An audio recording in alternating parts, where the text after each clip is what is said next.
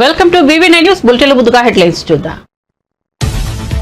తెలంగాణ తల్లి విగ్రహావిష్కరణకు కేసీఆర్ ఆహ్వానిస్తామన్న రేవంత్ రెడ్డి. కిషన్ రెడ్డి, బండి సంజయ్ కూడా ఆహ్వానిస్తామన్న ముఖ్యమంత్రి. ప్రభుత్వం అంటే 64 మంది కాంగ్రెస్ ఎమ్మెల్యేలు మాత్రమే కాదని వ్యాఖ్య. కేసీఆర్ సభకు వచ్చి సూచనలు ఇవ్వాలని విజ్ఞప్తి. బంజారాహిల్స్ సిఐ ఫిర్యాదు మేరకు కౌశిక్ రెడ్డి అరెస్ట్. కొండాపూర్లో ఆయన నివాసంలో కౌశిక్ రెడ్డిని అదుపులోకి తీసుకున్న పోలీసులు. కౌశిక్ రెడ్డి అరెస్టుతో ఆయన నివాసం వద్ద తీవ్ర ఉద్రిక్తత. ఆయన పరామర్శించడానికి వెళ్లిన బీఆర్ఎస్ ఎమ్మెల్యేలు కూడా అరెస్ట్. షిండే శకం ముగిసింది. ఆయన ఇక ముఖ్యమంత్రి కాలేరన్న సంజయ్ రౌత్. బీజేపీ ఇన్నాళ్ళు ఆయనను ఉపయోగించుకుందన్న రౌత్. అవసరమైతే షిండే పార్టీని విచ్ఛిన్నం చేయగలదని వ్యాఖ్యలు. మహాయుతిలో ఏదైనా జరుగుతోంది, రేపైనా బయటకు వస్తుందన్న రౌత్. శ్రీహరికోట నుంచి నింగులోకి దూసుకెళ్లిన PSLV C-59 యూరోపియన్ స్పేస్ ఏజెన్సీకి చెందిన ఉపగ్రహాలను మోసుకెళ్లిన రాకెట్. సాయంత్రం 4 గంటల 4 నిమిషాలకు ముగిసిన కౌంటర్. నిప్పులు చింపుతూ రోదసీకి ఎగిసిన PSLV C-59.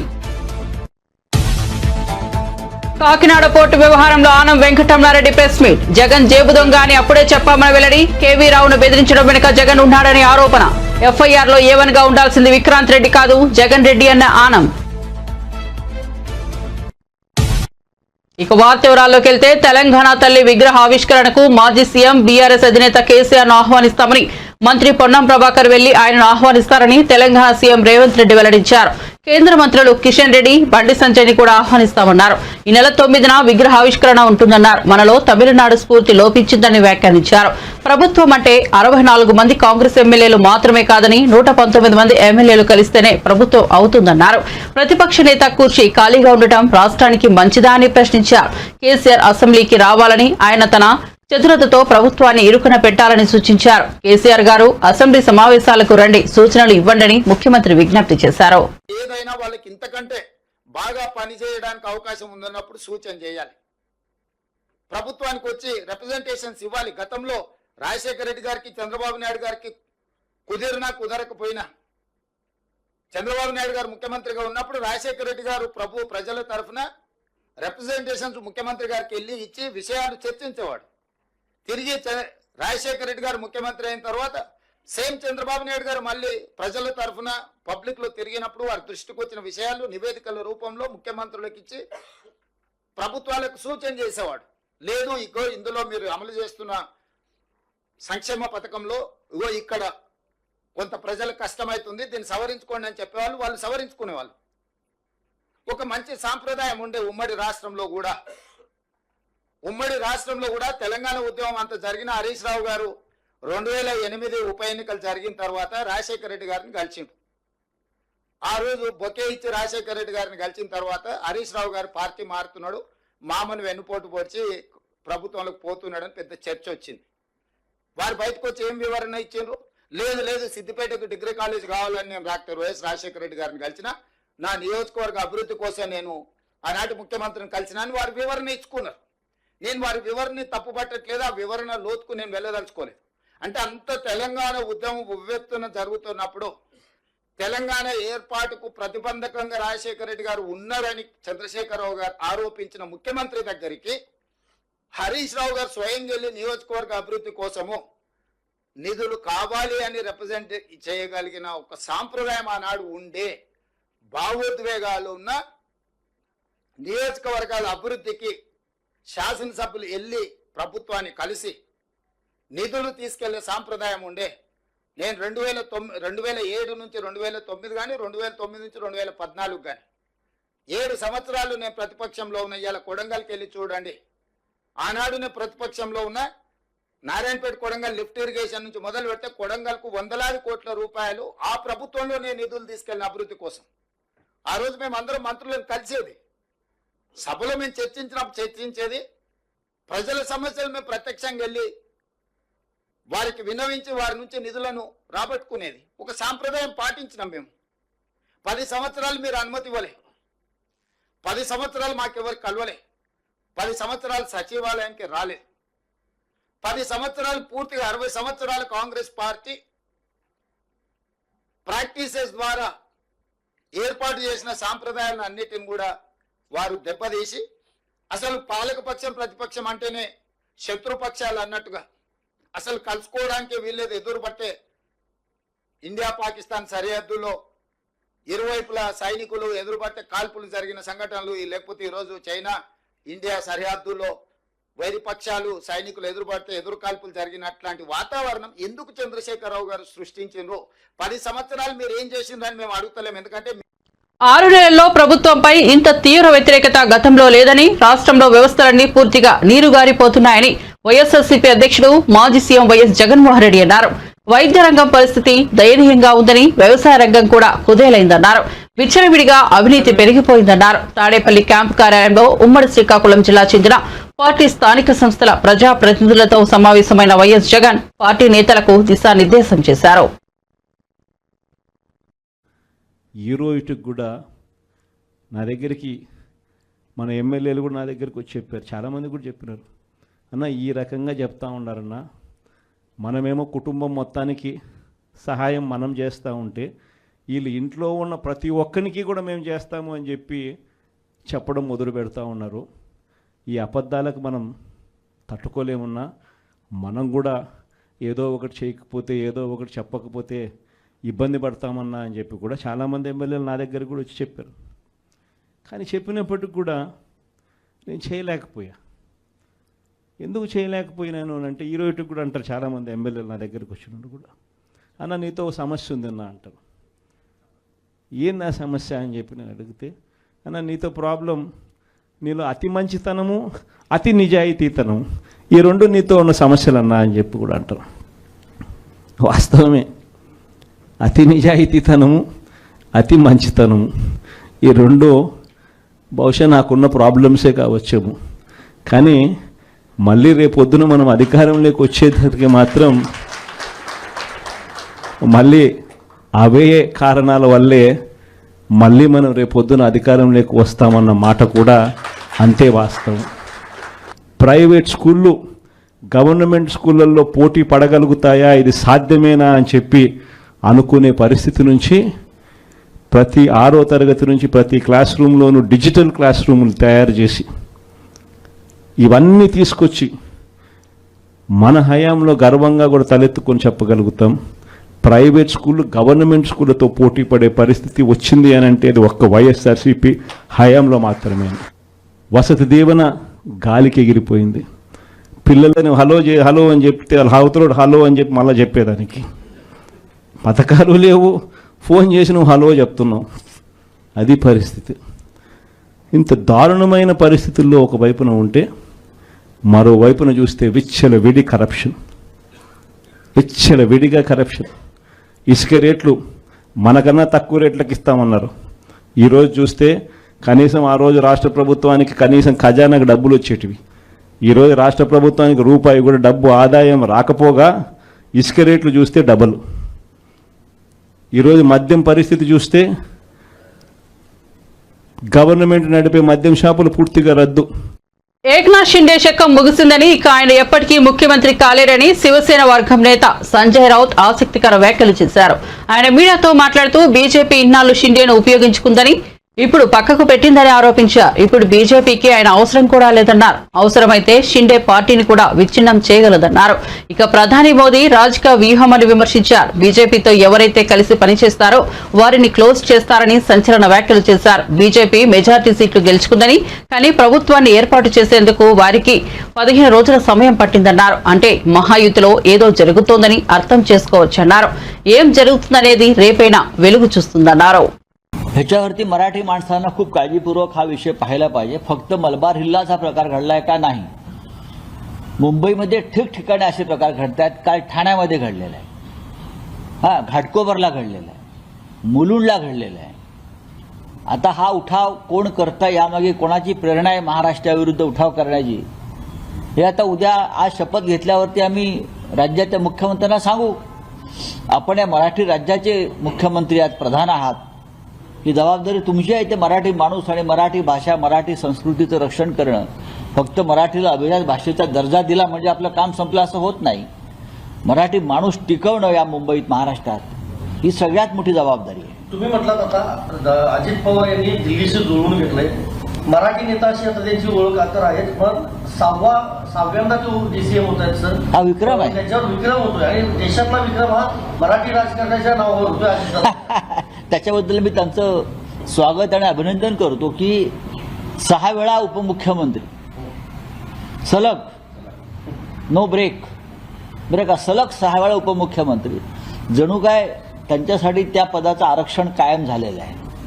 आणि त्याबद्दल हे आरक्षण ठेवल्याबद्दल त्याच्यामध्ये अनेकांचं योगदान आहे. शरद पवार साहेबांचं आहे, त्यानंतर देवेंद्र फडणवीस यांचं आहे, पहाटेही उपमुख्यमंत्री, संध्याकाळी उपमुख्यमंत्री, माननीय उद्धव ठाकरे साहेबांचं आहे, अनेकांचं आहे, विलासराव देशमुखांचं आहे. अनेक मुख्यमंत्र्यांबरोबर त्यांनी डेप्युटी सीएम म्हणून जे काम केलं आणि खूप चांगल्या पद्धतीनं उत्तम सहकारी म्हणून काम केलं. माननीय उद्धव ठाकरे नेहमी त्यांचं कौतुक करतात की मंत्रिमंडळातील एक भरोशाचा सहकारी म्हणून ते आजही अजित पवार यांचा नामोल्लेख करतात. हे महत्वाची गोष्ट आहे. बोलिये सर, राहुल गांधींना काल गाजीपूर बॉर्डरवर अडवण्यात आला, त्यांना संपलला जाऊ दिलं नाही. ही लोकशाही आहे. आमच्या देशातली लोकशाही काय आहे तर लोकसभेतल्या विरोधी पक्ष नेत्याला, संसदेतल्या विरोधी पक्ष नेत्याला संभल येथे जो दंगा घडवला सरकारनं, सरकार प्रायोजित जो दंगा आहे तो घडवला आणि तेथील लोकांची भेट घेण्यासाठी जर या देशातल्या प्रमुख विरोधी पक्ष नेत्याला, ज्याला घटनेने काही अधिकार दिलेले आहेत, त्याला तुम्ही रोखता आणि त्याच्यासाठी मोठा पोलीस फौजफाटा सैन्यबळ उभं करता. ही या देशातली लोकशाही आहे. काल जनतेने ती पाहिली. आप बताइए. सर, आज देवेंद्र फडणवीस ओट लेंगे सीएम, और जब वो शिंदे और अजित पवार के साथ थे तो उन्होंने बोला कि हम तीनों मिलकर सरकार चलाएंगे, पर शिंदे ने इससे कोई जवाब नहीं दिया. बात ऐसी है कि अब शिंदे का इराक యూరప్ కు చెందిన పలు ఉపగ్రహాలను మోసుకుంటూ PSLV C-59 రాకెట్ రోదసిలోకి దూసుకెళ్లింది. ఈ సాయంత్రం 4 గంటల 4 నిమిషాలకు కౌంట్ డౌన్ ముగియగా PSLV C-59 వాహన నౌక నిప్పులు చిమ్ముకుంటూ నింగిలోకి ఎగిసింది. ఈ రాకెట్ ద్వారా యూరోపియన్ స్పేస్ ఏజెన్సీకి చెందిన ప్రోభా 3 ఉపగ్రహాలను కక్షల్లో ప్రవేశపెట్టనున్నారు. ప్రోభా శాటిలైట్లు సూర్యుడు వెలుపలి భాగమైన కరోనాపై పరిశోధనలు చేయనున్నాయి. కరోనా అనేది అత్యంత ప్రకాశవంతమైన భాగం కావడంతో ఎలాంటి ఇబ్బందులు ఎదురుకాకుండా ప్రోభా 3 శాటిలైట్లకు రూపకల్పన చేశారు. కృత్రిమ సూర్య ఉపగ్రహ గ్రహాలను సృష్టించి కరోనాపై పరిశోధనలు సాగించడం ప్రోభా ప్రత్యేకత. 8, 7, 6, 5, 4, 3, 2, 1, 0.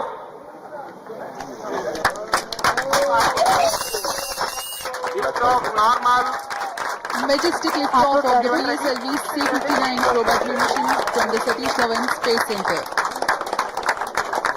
यहाँ PSLV C-59 प्रमोशन यान का सफलतापूर्ण उत्थापन रेंज ऑपरेशन डायरेक्टर ने भी इसकी पुष्टि कर दी है. यह पूरी तरह सामान्य उत्थापन है और अपने उद्देश्य की रक्षा की ओर बढ़ता हुआ C-59. The core S-139 stage thrusting along with the solid strap-on motors. Plus 40 seconds. प्रथम चरण का प्रज्वलन जारी है. यह लगभग 109 सेकेंड्स तक चलेगा. इस दौरान कुल 9000 किलो न्यूटन का प्रणोद उत्पन्न करता हुआ प्रथम चरण यान को उद्दिष्ट दिशा की ओर ले जाता हुआ.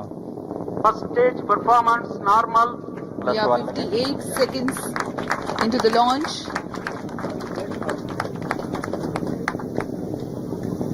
Burning together the first stage, core motor and the strap-ons together generate about 9,000 kilonewton. tracking.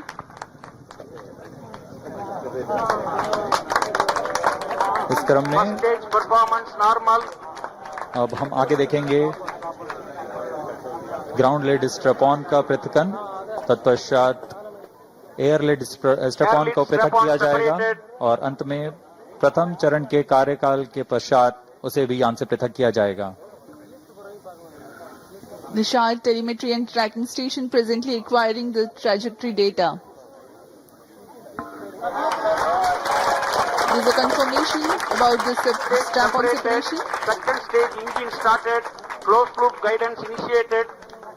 प्रथम चरण को यान से सफल కేవీరావు గొంతు మీద కత్తిపెట్టి 2,000 కోట్లు విలువైన కాకినాడ సెజ్ భూములను 12 కోట్లకు, కాకినాడ సీపోర్ట్లో 2,689 కోట్ల విలువైన షేర్లను 494 కోట్లకే కొట్టేసిన వైసీపీ దోపిడీ ముఠ వారి వెనుక ఉన్న జగన్ రెడ్డిని వెంటనే అరెస్ట్ చేసి విచారించాలని, వాస్తవాలను బయటపెట్టాలని AP aquaculture development authority chairman Anam Venkataramana Reddy demand చేశారు. టీడీపీ కేంద్ర కార్యాలయంలో ఆయన విలేకరుల సమావేశంలో మాట్లాడారు.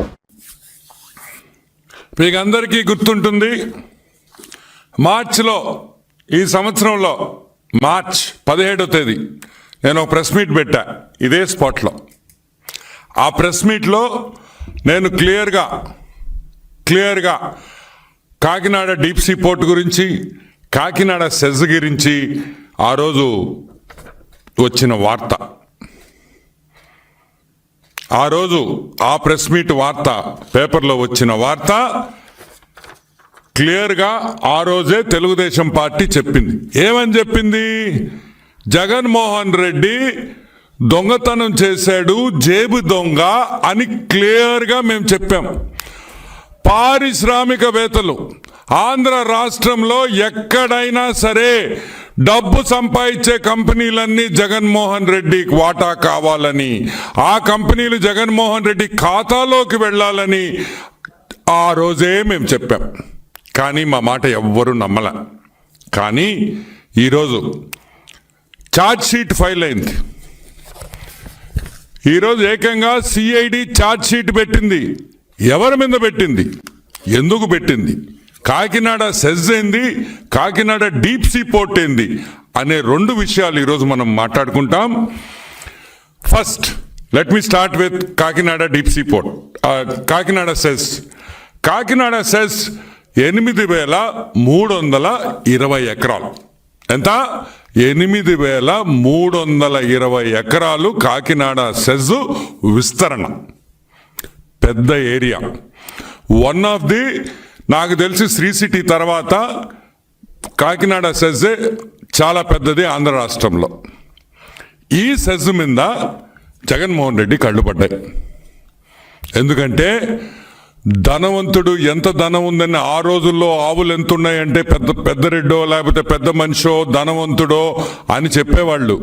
ఇప్పుడు భూములు ఎంత ఉంటే అంత ధనవంతుడు అనే విషయం మీరందరూ గుర్తుపెట్టుకోవాలి. ఫిబ్రవరి 28, 2012లో గవర్నమెంట్ ఆఫ్ ఇండియా కాకినాడ సెజ్కి 2012లో కాకినాడ సెజ్కి 8,320 ఎకరాలు ఇచ్చింది. దిగారు జనాలు, పందులు, చిన్న పంది, పెద్ద పందికి చిన్న పంది పుట్టద్ది. పెద్ద పందులు ముసిలి పందులు అయిపోయినాయి అని చిన్న పందులన్నీ రూట్లోకి వచ్చినాయి. ఈ చిన్న పందులు? విక్రాంత్ రెడ్డి, విక్రాంత్ రెడ్డి, వైవి సుబ్బారెడ్డి కొడుకు శరత్ చంద్రారెడ్డి. ఎవరి శరత్ చంద్రారెడ్డి? మన పొట్టోడు వియ్యంకుడు అన్న. ఏ పొట్టోడు? పొట్టి సారాయి రెడ్డి అల్లుడు అన్న. ఇదే శరత్ రెడ్డి తీహారు జైల్లో 6 నెలలు ఉండేసి వచ్చాడు లిక్కర్ స్కామ్లో. బీఆర్ఎస్ ఎమ్మెల్యే పాడి కౌశిక్ రెడ్డిని పోలీసులు అరెస్ట్ చేశారు. తమ విధులకు భంగం కలిగించారని బంజారా హిల్స్ సీఐ ఫిర్యాదు మేరకు గచ్చిబౌలి పోలీసులు కౌశిక్ రెడ్డిని కొండాపూర్లోని ఆయన నివాసంలో అదుపులోకి తీసుకున్నారు. కౌశిక్ రెడ్డి అరెస్టుతో ఆయన నివాసం వద్ద తీవ్ర ఉద్రిక్తత ఏర్పడింది. ఆయనను పరామర్శించడానికి వెళ్లిన బీఆర్ఎస్ ఎమ్మెల్యేలు హరీష్ రావు, పల్లా రాజేశ్వరరెడ్డి, కొత్త ప్రభాకర్ రెడ్డి, మాజీ మంత్రి జగదీష్ రెడ్డి, ఎమ్మెల్సీ షంపీపూర్ రాజు, రాకేష్ రెడ్డి సహా పలువురు బీఆర్ఎస్ నేతలను పోలీసులు అడ్డుకున్నారు. దీంతో పోలీసులు బీఆర్ఎస్ నాయకుల మధ్య వాగ్వివాదం చోటు చేసుకుంది. దీంతో వారిని అదుపులోకి తీసుకుని గచ్చిబౌలి పోలీస్ స్టేషన్ కు తరలించారు. అనంతరం కౌశిక్ రెడ్డిని అరెస్ట్ చేశారు. ఆయనను కూడా గచ్చిబౌలి పీఎస్ తరలిస్తున్నారు. కాగా బుధవారం తన ఫోన్ ను CM Revanth Reddy, intelligence IG Shivadhar రెడ్డితో ట్యాప్ చేస్తున్నారంటూ కౌశిక్ రెడ్డి బంజారా హిల్స్ పీఎస్ కు వెళ్లారు. అయితే ఆయన వెళ్లేసరికి ఏసీపీ అక్కడి నుంచి వెళ్లిపోవడంతో తన అనుచరులతో కలిసి కౌశిక్ రెడ్డి హంగామా చేశారు. ఈ నేపథ్యంలో ఆయనపై ఫిర్యాదు కేసు మేరకు నమోదు కావడం జరిగింది. ఆయనను అరెస్ట్ చేశారు. అందరికీ నమస్కారాలు. ఇవాళ పోలీసు వాళ్ళు మా ఇంటి డోర్లు పగలగొట్టి ఇవాళ నన్ను అరెస్ట్ చేయడానికి ఇవాళ నా ఇంటికి వచ్చి నా బెడ్రూమ్ బయట డోర్లు కొడతా ఉన్నారు. ఇవాళ కేవలం నిన్న నేను ఏసీపీ గారి అపాయింట్మెంట్ తీసుకొని మరి నిన్న నా ఫోన్ ట్యాపింగ్ అవుతుంది అని నిన్న కంప్లైంట్ ఇవ్వడానికి నేను పోతే పోలీసు వాళ్ళు పారిపోయారు తప్పితే నా తప్పేం లేదు. నేను పోలీస్ స్టేషన్ కి అపాయింట్మెంట్ తీసుకొని మరీ పోయినా, నేను అపాయింట్మెంట్ తీసుకొని పోయిన దాన్ని కూడా చేస్తా ఉన్నారు అరెస్టు. వీళ్ళు నేను 6 గ్యారెంటీలు నేను గట్టిగా అడుగుతా ఉన్నాను, ప్రభుత్వాన్ని ప్రశ్నిస్తా ఉన్నాను అని ఒక ఉద్దేశంతో ఇవాళ నన్ను అరెస్ట్ చేయడానికి వచ్చిర్రు. నేను తీవ్రంగా ఖండిస్తా ఉన్నాను. కానీ మీరు నన్ను అరెస్ట్ చేసినంత మాత్రాన దీన్ని మిమ్మల్ని ప్రశ్నించకుండా ఉండే ప్రసక్తే లేదు. ఖచ్చితంగా మిమ్మల్ని నిలదీస్తాం, మిమ్మల్ని అడుగుతూనే ఉంటాం. మేము జైలు పంపించినా కూడా మళ్ళీ జైలు నుంచి బయటకు వచ్చినాక కూడా మిమ్మల్ని వదిలిపెట్టే ప్రసక్తే లేదు. తెలంగాణ ప్రజలకి గొంతుగా నేను నిలబడతా. ఇలా దళిత బంధువు మా దళితుల కోసం కొట్లాడుతున్న ఒక ఉద్దేశంతో ఇవాళ నా మీద కేసు పెడతా ఉన్నారని చెప్పి సందర్భంగా తెలియజేస్తూ, అందరు కూడా తెలంగాణలో ఉన్న ప్రతి బీఆర్ఎస్ పార్టీ కార్యకర్త అందరు కూడా దయచేసి అలర్ట్ గా ఉండాలి, రావాలని చెప్పి కూడా నేను పిలుపునిస్తూ సెలవు తీసుకుంటా ఉన్నాను. ఒక ఎమర్జెన్సీ కంటే ఎక్కువ నిర్బంధ పాలన ఇవాళ కొనసాగుతా ఉన్నది. ఇది మంచిది కాదు. ముఖ్యమంత్రి రేవంత్ రెడ్డి ఇది ఎప్పుడు కూడా తెలంగాణ సమాజం హర్షించదు. ప్రజలంతా చూస్తా ఉన్నారు. మరి ఇవాళ జర్నలిస్టుల మీద కేసులు పెడతా ఉన్నారు, నాయకుల మీద కేసులు పెడతా ఉన్నారు, సోషల్ మీడియాలో ప్రశ్నిస్తున్నటువంటి పౌర సమాజం మీద కేసులు పెడతా ఉన్నారు. కేసులతోటి పోలీసులతోటి మన అణిచివేయాలని చూస్తే ఇంకా ఉవ్వెత్తున పైకి లేస్తారు తప్పిస్తే ఎవరు భయపట్టోడు ఇక్కడ లేడు. ఇవాళ నేను అడుగుతా ఉన్నా, కౌశిక్ రెడ్డి ఏం తప్పు చేసినాడు?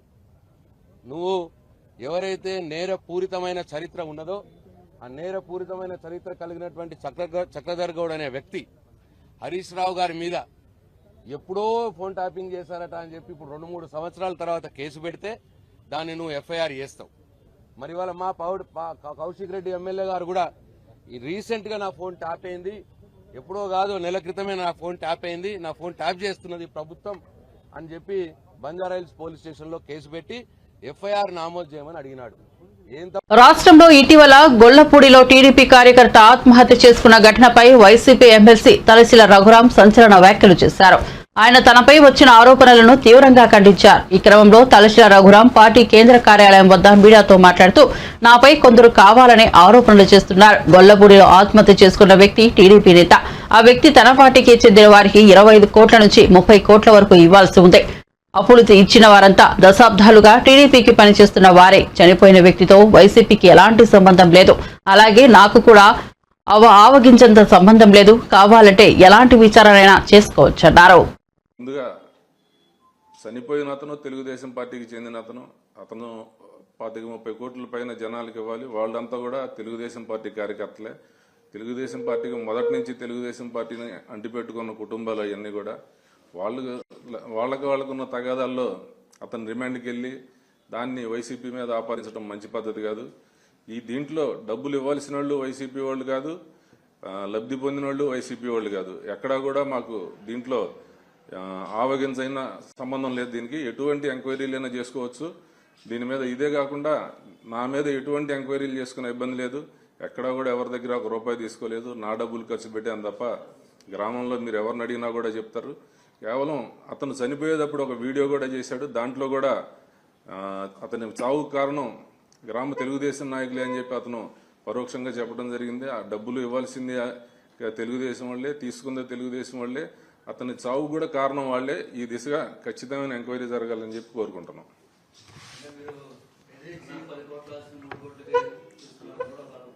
ఎవరు ఆస్తి ఎవరు రాపించుకున్నారు, ఎవరికి రాశారు ఆస్తి అనేది కూడా మీరు ఎంక్వైరీ చేయండి. మీరు పత్రికలంతా కూడా దయచేసి మీరు కూడా నిష్పాక్షికంగా ఎంక్వైరీ చేయండి. ఎవరు ఆస్తి ఎవరు రాపించుకున్నారు. వాళ్ళు ఇవ్వాల్సిన డబ్బులు కట్టాల్సిన వాళ్ళు కట్టించుకుని ఉంటారు. అది నాకేం సంబంధం? అది అందరూ కూడా తెలుగుదేశం పార్టీ వాళ్ళు ఎటువంటి సంబంధం లేదు నాకు.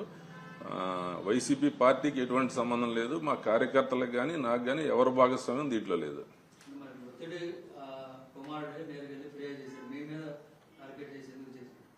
ఆయన చనిపోయిన వీడియోలో అతను ఎక్కడా చెప్పలేదు. కావాలని చెప్పి తెలుగుదేశం నాయకులంతా కూడా ఎవరో ఒకళ్ళ మీద పొలవాలని చెప్పి ఒక 15 మంది తెలుగుదేశం నాయకులు వాళ్ళందరూ కూడా డబ్బులు ఇవ్వాల్సిన వాళ్ళంతా తెలుగుదేశం వాళ్ళందరిని వదిలిపెట్టి నా మీద కేసు పెట్టడం అనేది, ఇట్లా ఆరోపణ చేయడం అనేది చాలా విచిత్రంగా ఉంది. ఇది కేవలం రాజకీయ కోణంలో జరుగుతున్న కుట్ర తప్ప దీంట్లో ఎటువంటి వాస్తవాలు లేవు.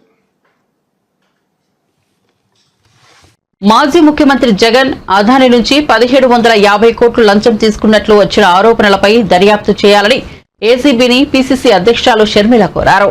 జగన్ అవినీతిని అమెరికా సంస్థలు బయటపెడితే మన దర్యాప్తుల సంస్థలు ఏం చేస్తున్నాయని ప్రశ్నించారు. అదానితో జగన్ డీల్ పై 2021లోనే హైకోర్టులో పయ్యావుల కేసు పిటిషన్ వేశారని గుర్తు చేశారు. యూనిట్ 2.49 చొప్పున 25 ఏళ్ల పాటు విద్యుత్ సరఫరా కోసం చేసుకున్న ఒప్పందంతో ప్రజలపై లక్షల కోట్ల భారం పడుతోందని ఆందోళన వ్యక్తం చేశారు. పవర్ అమ్మటానికని ఆంధ్ర రాష్ట్ర ముఖ్యమంత్రి జగన్మోహన్ రెడ్డి గారితో చేసుకున్న డీల్ అని, ఇది కుంభకోణమని ఆ రోజే పయ్యావుల కేశవ్ గారు కేసు వేయటం జరిగింది. మరి చంద్రబాబు గారికి, తెలుగుదేశం పార్టీకి ఇంత స్పష్టంగా తెలిసిన విషయం, అది కూడా 2021లోనే తెలిసిన విషయం, ఇంత అవినీతి జరిగింది అని, ఇది ఒక పెద్ద కుంభకోణము అని. మరి ఇంతవరకు ఎందుకు ఏమీ చేయటం లేదు? ఇప్పుడు అదే చంద్రబాబు గారు అధికారంలో ఉన్నారు, ఇదే పయ్యావుల కేశవ్ గారు మంత్రిగా ఉన్నారు. మరి ఇప్పుడు వీళ్ళు ఏం చేస్తున్నట్టు? వాస్తవానికి ఆలోచించాల్సింది ఏమిటంటే, ఇక్కడ నష్టపోయేది ఎవరో కాదు, నష్టపోయేది నాయకులు కాదు, నష్టపోయేది అదానీ కాదు, నష్టపోయేది జగన్మోహన్ రెడ్డి గారు కాదు, చంద్రబాబు గారు అంతకంటే కాదు. నష్టపోయేది ఇక్కడ ఆంధ్ర రాష్ట్ర ప్రజలు. పక్క రాష్ట్రంలో ₹99 ఇదే పవర్ సప్లై డీలు చేసుకుంటే, ఆంధ్ర రాష్ట్రంలోని అప్పటి ముఖ్యమంత్రి జగన్మోహన్ రెడ్డి గారు మాత్రం ₹2.49 డీల్ చేసుకున్నారు. అంటే 50 పైసలకు ఎక్కువ డీల్ చేసుకున్నారు. అది కూడా 25 సంవత్సరాల కోసం ఒకటే లాకిన్, ఇదే ప్రైస్ ను లాకిన్ చేశారు. ఒకప్పుడు సోలార్ పవర్ కొనాలి అంటే, పోనీ తయారు చేయాలి అన్నా సోలార్ ప్యానెల్సే చాలా ఖరీదయ్యేవి. ఆ రోజుల్లో సోలార్ పవర్ యూనిట్ ధర ప్రొడ్యూస్ చేయాలంటే ₹10 అయ్యేది. ఆ రోజుల్లో ₹10కో ₹11కో రాష్ట్రాలు కొనుక్కునేవాళ్ళు. కానీ ఆ ధరలు తగ్గి క్రమంగా తగ్గుతూ వస్తే ఆఖరికి ఇప్పుడు ₹1.99 వరకు తగ్గితే పక్క రాష్ట్రాలు ఆ రేటుకు డీల్ కుదుర్చుకుంటే, ఆంధ్ర రాష్ట్రంలో మాత్రం అప్పుడు జగన్మోహన్ రెడ్డి గారు ₹2.49 డీల్ కుదుర్చుకున్నారు. ఇదే ప్రైస్ 25 సంవత్సరాలు ఉంటుంది అన్న గ్యారంటీ ఎక్కడా లేదు. క్రమంగా ప్రైసులు తగ్గే కొద్దీ ఇంకొక 5 సంవత్సరాలకు ఈ ₹2.49 కాస్త కూడా 50 పైసలకే దొరకచ్చు బయట. అయినా కూడా ఈ భారము ఆంధ్ర రాష్ట్ర ప్రజల మీద తగ్గబోదు. ఎందుకంటే 25 సంవత్సరాల కోసమని ఆంధ్ర రాష్ట్ర ప్రభుత్వము, జగన్మోహన్ రెడ్డి గారు ముఖ్యమంత్రిగా ఉన్న పీరియడ్ లో ₹2.49 మేము పవర్ కొంటాము 25 సంవత్సరాలు అని సైన్ చేసుకోవడం జరిగింది. దీని సారాంశం ఏమిటి అంటే, 25 సంవత్సరాల వరకు ఈ భారం మొత్తం ఆంధ్ర రాష్ట్ర ప్రజల నెత్తిన పడబోతుంది. పర్వాలేదా? జగన్మోహన్ రెడ్డి గారు ముఖ్యమంత్రిగా వద్దు అని కదా చంద్రబాబు గారికి జనాలు ఓట్లేశారు, గెలిపించారు. మరి అలాంటప్పుడు ఆ ప్రజల పక్షాన నిలబడాల్సిన అవసరం ఇప్పుడు చంద్రబాబు గారికి లేదా? ఇంత అవినీతి జరిగితే, అవినీతి మీద ఆ రోజు పయ్యావుల కేశవ్ గారు హైకోర్టు కూడా వెళ్తే, మరి ఇప్పుడు కనీసం ఎంక్వైరీ వేయటానికి కూడా మీరు ఎందుకు భయపడుతున్నారని అడుగుతున్నాం. మొన్న అసెంబ్లీలో చంద్రబాబు గారు మాట్లాడుతూ కనీసం అదానీ అన్న పేరు ఉచ్చరించడానికి కూడా భయపడుతున్నారు. అవినీతి జరిగిందని చెప్తున్నారు, జగన్మోహన్ రెడ్డి గారు డబ్బులు తీసుకున్నారని చెప్తున్నారు, కానీ ఇచ్చింది మాత్రం అదానీ అని చెప్పడానికి భయపడుతున్నారు. ఎందుకంటే అదానీ బీజేపీ మనిషి కాబట్టి, మోడీ మనిషి కాబట్టి, చంద్రబాబు గారికి టీడీపీకి అలయన్స్ ఉంది కాబట్టి. అంటే వాళ్ళ స్వార్థ రాజకీయాల కోసం, వాళ్ళ స్వార్థ రాజకీయ ప్రయోజనాల కోసం అదానీని కాపాడే పనిలో పడ్డారు చంద్రబాబు గారు. ఏ అదానీ మీద అయితే పయ్యావుల కేసు. బులెటిన్ ముగించే ముందు హెడ్లైన్స్ మరోసారి చూద్దాం. తెలంగాణ తల్లి విగ్రహ ఆవిష్కరణకు కేసీఆర్ ఆహ్వానిస్తామన్న రేవంత్ రెడ్డి. కిషన్ రెడ్డి, బండి సంజయ్ని కూడా ఆహ్వానిస్తామన్న ముఖ్యమంత్రి. ప్రభుత్వం అంటే 64 మంది కాంగ్రెస్ ఎమ్మెల్యేలు మాత్రమే కాదని వ్యాఖ్య. కేసీఆర్ సభకు వచ్చి సూచనలు ఇవ్వాలని విజ్ఞప్తి. బంజారాహిల్స్ సిఐ ఫిర్యాదు మేరకు కౌశిక్ రెడ్డి అరెస్ట్. కొండాపూర్లో ఆయన నివాసంలో కౌశిక్ రెడ్డిని అదుపులోకి తీసుకున్న పోలీసులు. కౌశిక్ రెడ్డి అరెస్టుతో ఆయన నివాసం వద్ద తీవ్ర ఉద్రిక్తత. ఆయనను పరామర్శించడానికి వెళ్లిన బీఆర్ఎస్ ఎమ్మెల్యేలు కూడా అరెస్ట్. షిండే శకం ముగిసింది. ఆయన ఇక ముఖ్యమంత్రి కాలేరన్న సంజయ్ రౌత్. బీజేపీ ఇన్నాళ్ళు ఆయనను ఉపయోగించుకుందన్న రౌత్. అవసరమైతే షిండే పార్టీని విచ్ఛిన్నం చేయగలదన్న వ్యాఖ్యలు. మహాయుతిలో ఏదైనా జరుగుతోంది, రేపైనా బయటకు వస్తుందన్న రౌత్. శ్రీహరికోట నుంచి నింగులోకి దూసుకెళ్లిన PSLV C-59 యూరోపియన్ స్పేస్ ఏజెన్సీకి చెందిన ఉపగ్రహాలను మోసుకెళ్లిన రాకెట్. సాయంత్రం 4 గంటల 4 నిమిషాలకు ముగిసిన కౌంట్ నిప్పులు చింపుతూ రోదసీకి ఎగిసిన PSLV C-59. కాకినాడ పోర్టు వ్యవహారంలో ఆనం వెంకటరమణారెడ్డి ప్రెస్ మీట్. జగన్ జేబు దొంగ అని అప్పుడే చెప్పామని వెల్లడి. కేవీ రావును బెదిరించడం వెనుక జగన్ ఉన్నాడని ఆరోపణ. FIR లో A1 గా ఉండాల్సింది విక్రాంత్ రెడ్డి కాదు జగన్ రెడ్డి అన్న ఆనం. ఇవి బులెటిన్ విశేషాలు. చూస్తూనే ఉండండి BV9 న్యూస్.